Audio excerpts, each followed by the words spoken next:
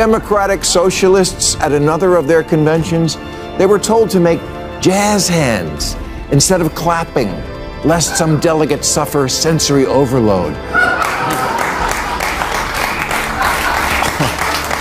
And also, and I'm not joking, they were told not to be wearing, any aggressive scents. Please don't go into that space with anything that's like an aggressive scent, for instance, right? Because that's going to be difficult for people. Oh, for f***'s sake. This city-run grocery stores? No, I don't want that. I want a Democrat who reassures me if you like your Whole Foods, you can keep your Whole Foods.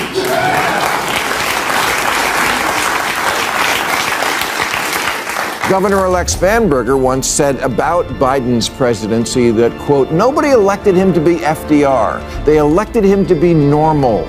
Normal. Bill Maher has never hesitated to torch his own party when they lose their minds. But this time feels different. The blunt comic ripped Democrats for pushing ideas that could wreck everything. And you know Maher's style. Ruthless, hilarious, and brutally honest. So smash subscribe now because this ride is about to get wild. See it right away and go along. You're bad, stupid, and deplorable. As if you were saying, duh. 2 + 2 = 5, isn't that obvious? Yeah, it's obvious you can't add.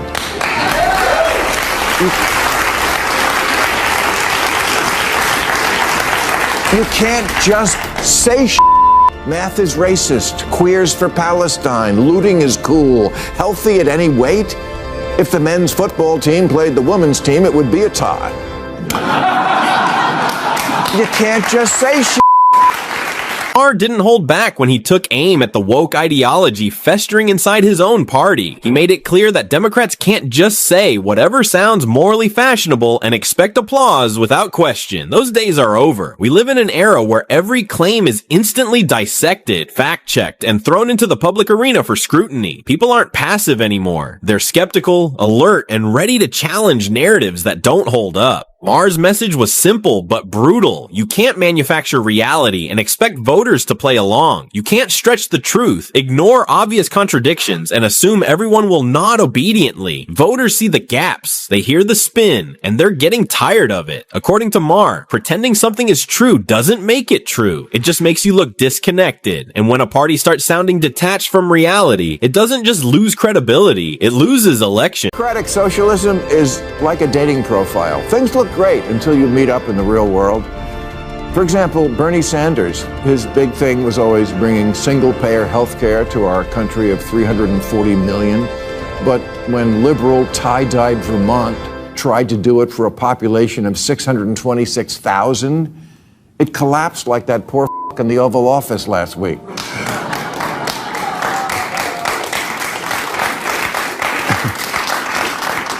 Bernie, AOC, Mandani are not Democrats. They'll be the first to tell you that. They're democratic socialists, and that's a very different thing, and I don't think people know that yet. Maher didn't stop there. He also turned his fire on his own party's growing flirtation with socialist rhetoric and candidates, warning that it's a political gamble with real consequences. He pointed to polling data showing a dramatic shift in attitudes, with about 66% of Democrats now viewing socialism favorably, while only 42% see capitalism in a positive light. That kind of ideological swing, Maher argued, isn't just symbolic, it signals a party drifting into dangerous territory. His warning was blunt. Embracing ideas that most Americans still distrust could alienate voters and hand easy ammunition to political opponents. Voters don't like feeling pushed toward systems they associate with government overreach or economic decline. Maher's point wasn't subtle. If Democrats keep leaning into labels and policies that make mainstream voters uneasy, they risk more than criticism. They risk losing trust, losing credibility, and ultimately losing elections when it matters most. We have a lot of socialism.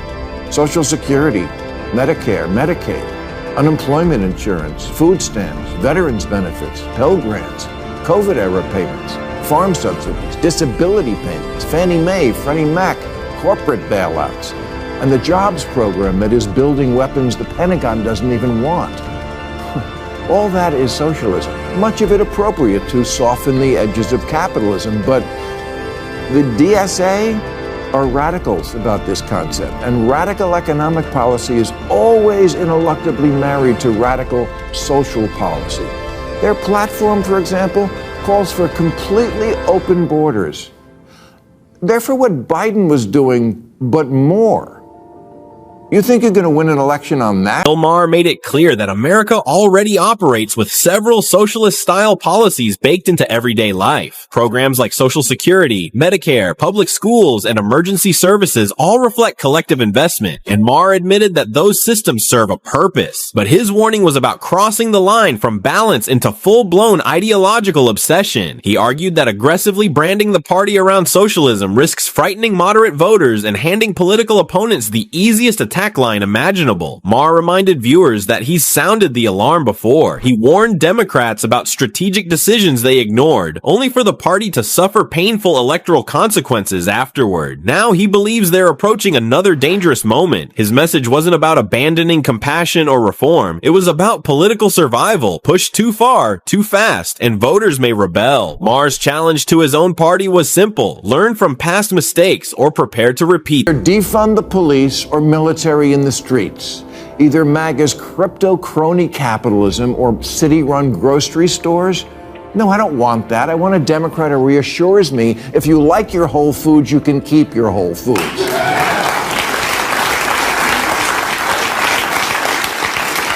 Governor-elect Spanberger once said about Biden's presidency that, quote, nobody elected him to be FDR. They elected him to be normal.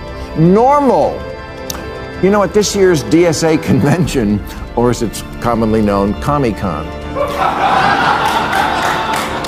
get this, you had to submit a photo of a negative COVID test to get in. Really frustrates Maher is what he sees as the toxic fusion of wokeism and socialism taking hold inside his party. In his view, ideological purity tests and activist messaging have pushed Democrats further away from the political center, where most elections are actually decided. He argues that when messaging becomes more about signaling virtue than solving real problems, voters begin to tune out, or worse, turn away. Maher's broader point is that parties win by persuading the middle, not by preaching to the already convinced. He believes doubling down on polarizing language and economic labels risks reinforcing the image of a party out of touch with everyday concerns. Instead of stabilizing their political footing, he warned, they may be creating new obstacles for themselves. His frustration comes from watching what he sees as preventable mistakes unfold in real time. For Maher, the path back to power isn't ideological escalation. It's rebuilding credibility with the voters who ultimately decide elections. It seems to me that there are two pillars that this country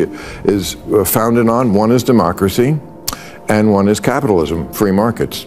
And it seems like one party wants to get rid of one, and the other party wants to get rid of the other. Right? The Republicans are not that, democracy is just not number one on their list. It just isn't.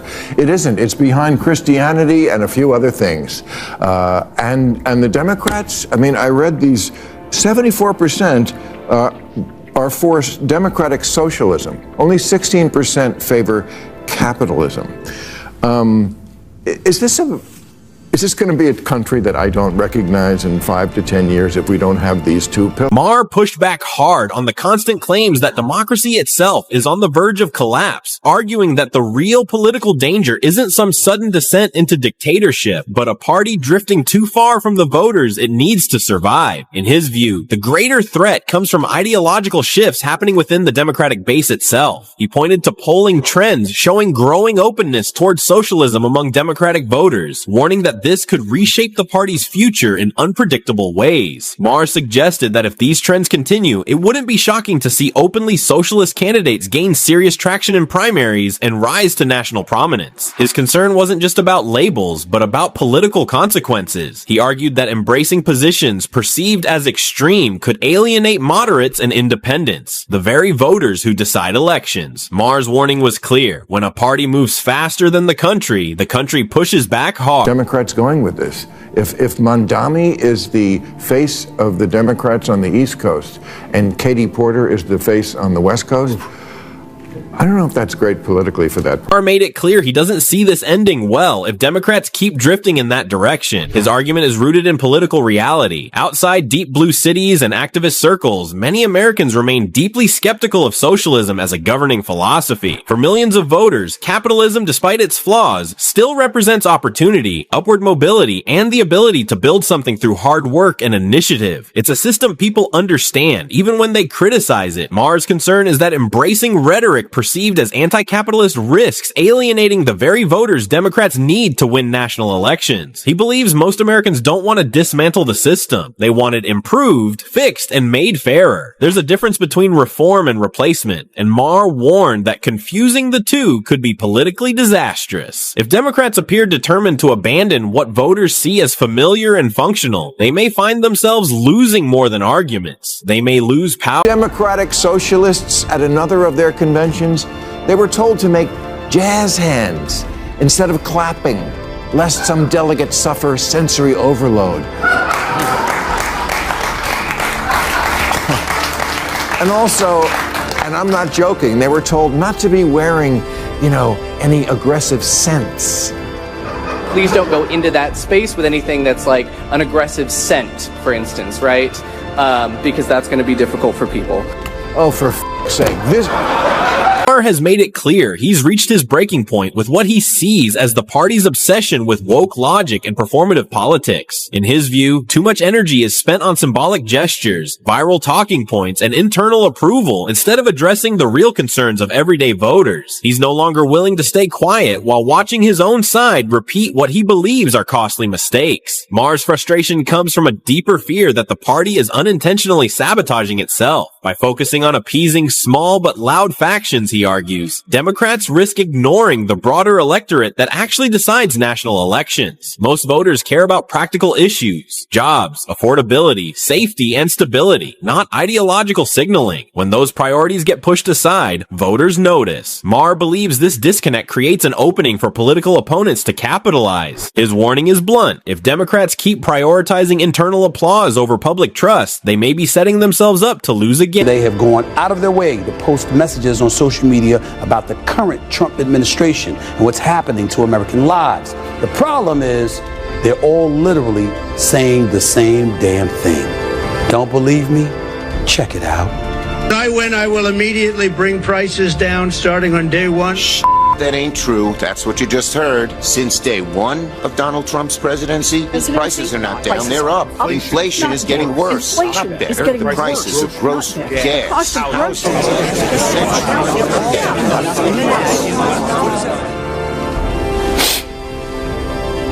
Now you see why Stephen A. Smith was in the polls as a presidential candidate? You see what I'm talking about?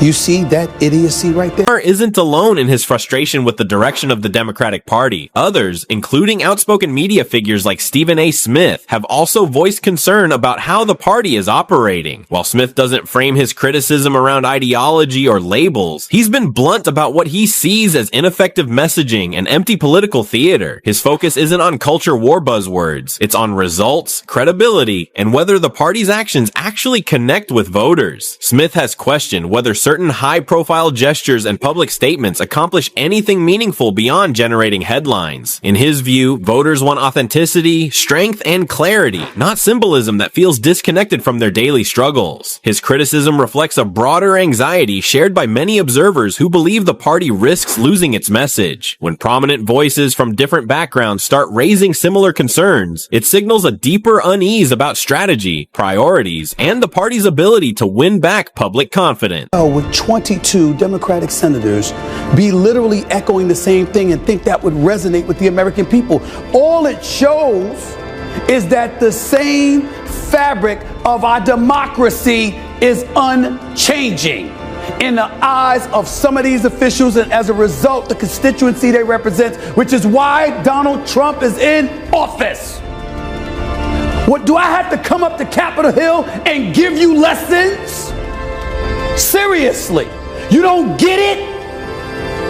All you did, Elizabeth Warren, Cory Booker, Chuck Schumer, Let's all get together. Let's put this in a prompter, and all together, albeit in separate rooms, we'll grab a microphone and say the same damn thing. And that's what's going to resonate with the American people.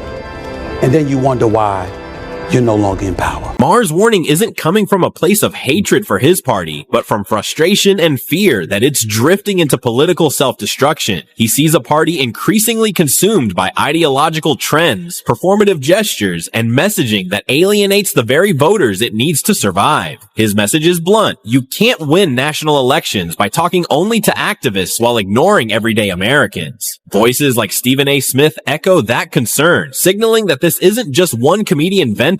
It's part of a broader alarm bell. When longtime allies start speaking out, it suggests something deeper is wrong. Maher's challenge to Democrats is simple, but urgent. Reconnect with reality, focus on practical issues, and stop chasing ideological approval at the expense of public trust. Because if they don't adjust course soon, the consequences won't just be criticism, it'll be defeat and possibly long-term political irrelevance. And on this note, we draw the curtains on today's video. If you enjoyed it, then hit the like button and subscribe to this channel for more videos like this. Thanks for watching, and I'll see you in the next one.